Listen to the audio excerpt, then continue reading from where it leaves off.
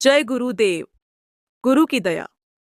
एक बार एक माई, जिसका नाम माई देसा था, श्री हरगोबिंद सिंह जी महाराज के पास आई और आकर सीधा गुरु जी के चरणों में गिरकर अर्ज करने लगी। महाराज, मेरे घर में कोई औलाद नहीं है।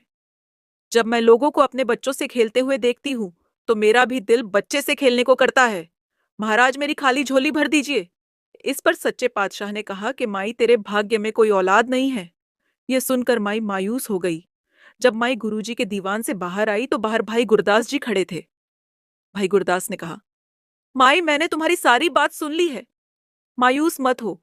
सच्चे पातशाह श्री गुरु हरगोबिंद सिंह जी महाराज सब कुछ करने में समर्थ है, क्योंकि ये इस वक्त के सतगुरु है। आप एक बार फिर उनके पास जाओ और कहो कि सच्चे पातशाह, अगर वहां मेरे भाग्य में नहीं लिखा तो आप यहां लिख दो। गुरुजी अपने घोड़े पर बैठकर कहीं जाने वाले थे। इतने में माई देसा गुरुजी के पास फिर पहुंच गई। श्री हरगोबिंद सिंह जी महाराज ने माई को देखकर कहा, माई, तेरे भाग्य में संतान नहीं है। इस पर माई देसा ने रोते हुए कहा कि सच्चे पातशाह, अगर वहां नहीं लिखा तो यहां ही लिख दीजिए। वहां और यहां तो आप ही लिखने वाले हो। सच्चे पातशाह को उस माई के जवाब में भोलापन और सच्चाई नजर आई और गुरु हरगोबिंद सिंह जी महाराज ने हंसकर कहा कि माई, तेरे आंगन में भी बच्चा खेलेगा। माई ने उसी समय कलम और दवात गुरुजी के आगे कर दी और कहा कि सच्चे पातशाह, मुझे आपके वचनों पर पूरा भरोसा है, पर मेरी तसल्ली के लिए मेरे हाथ पर लिख दीजिए।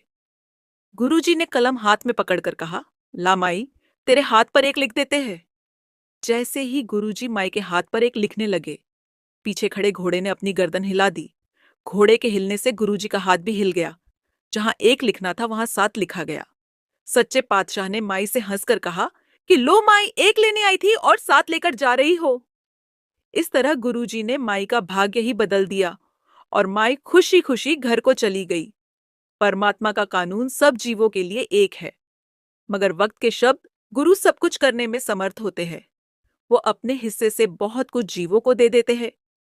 इस वक्त के धरती पर सद्गुरु परम पूज्य परम संत उमाकांत जी महाराज उज्जैन वाले हैं।